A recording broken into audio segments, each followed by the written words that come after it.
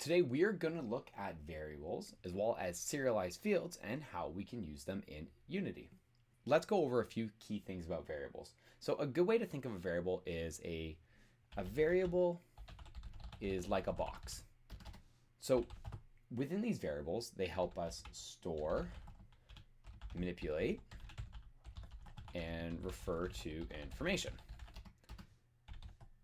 Variables will have a name. So variables have a name.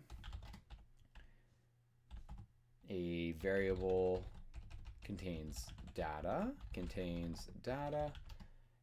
and each variable is of a particular type. Let's start with integer, which holds a whole number. For example, let's start with an integer called hit points. Common thing within games, and we'll set it to equal 100 hit points. So as you can see, 100 is a whole number. Another common variable that you'll bump into is a float. And a float is a decimal number. So for example, we have a float and we'll call this speed multiplier, for example. And it's going to equal 1.2. 1.2. Key thing with any sort of float is at the very, very end, you'll see that we put an F. This lets Unity know that we are working with a float.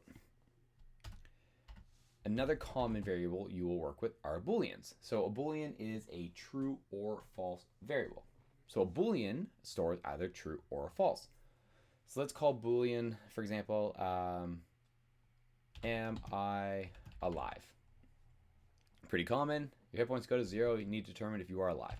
And we'll set it to true to begin. So again, very common variables that we will work with. So if we remember from before when we were looking at our transform.translate, we were hard coding in the exact numbers. So something we can do is actually utilize these variables, either a float or an integer, as a way of basically getting away from these hard coding. So let's get rid of this. And if we remember before, within the transform.translate, we had x, y, and z.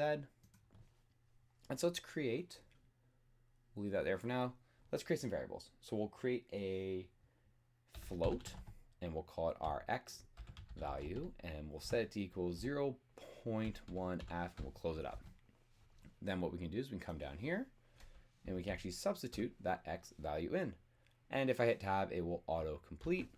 Let's save it and head back over to Unity. Give it a second to compile. And if I press play, we'll see that Steven starts moving along that x-axis. Stop that. Let's jump back over to our script. And we can actually do the same thing for all of these variables here. Let's save ourselves some time. Control paste, and we'll change this to our y value, our z value. Down here, we'll swap those in. Z value, we'll save.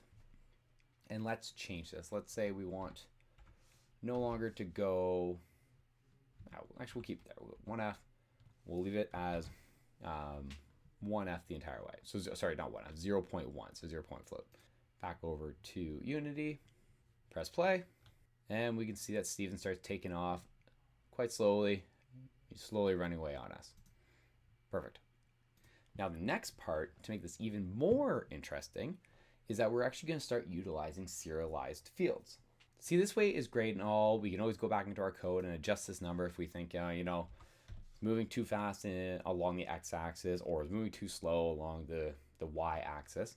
But there is a way to make this a little bit easier on us. We actually customize it within game without having to come back and update our code. And so we're going to introduce the idea of a serialized field. Serialized field.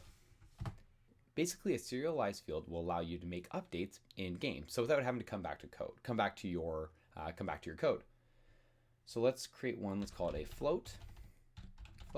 It's going to be our x value that we had noted before, and we're going to set it to default to 0.1f, similar to what we had before. And let's do the same for all of these values, similar to what we had before. Y value, Z value. Let's save. And we're going to head over to Unity, let it compile. Now, if we take a look at Steven and we look at our mover script, we can see now there is an X value, a Y value, and a Z value. And the cool thing is we can actually adjust these numbers right here. So let's say I want to set it to 0, 0, and I want him to slowly move along the Y axis, and that's it. I press play and start moving straight up. I can then set that to 0 again if I'd like. Let's say I want him to move along the Z axis and now the X axis. Press play and starts moving slowly along those two axes. And one last thing I want to show you is the great thing about the serialize field, as well as it being a float, is you can actually drag it. So you can create different sensitivities and you can go into the negatives. So it allows you to really, really finely tune your game as you're going. Let's say I had it set as 0, 0, 0. I start the game. So everything's 0, nothing's happening, it's not moving. I can actually adjust this in the game and see live how it looks. I go, 0 looks better, but I actually know I want him to slowly move down now. And a little on the Z, but he's gone, so we gotta bring him back. Move that. He's running away. He's too far from me now. But you know what I mean. So it allows you to make those changes in game.